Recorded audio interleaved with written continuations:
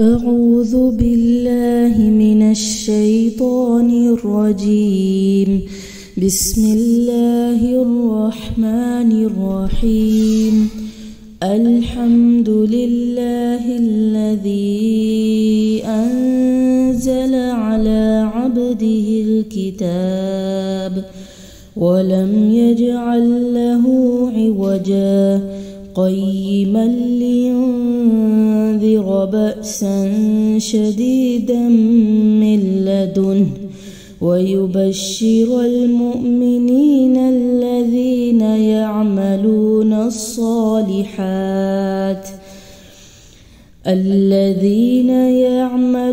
الصالحات أن لهم أجرا حسنا ماكثين فيه أبدا وينذر الذين قالوا اتخذ الله ولدا ما لهم به من علم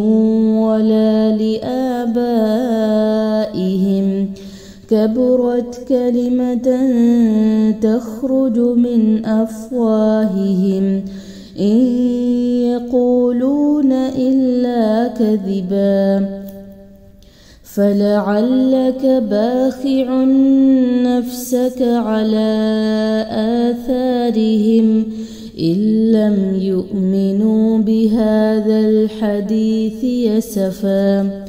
إنا جعلنا ما على الأرض زينة لها لنبلوهم أيهم أحسن عملا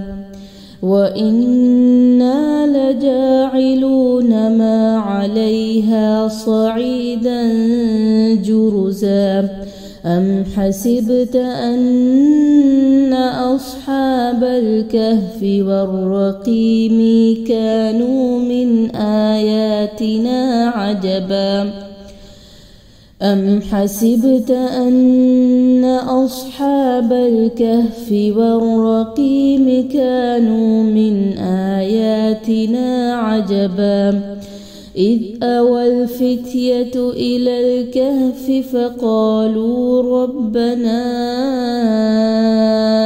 آتنا من لدنك رحمة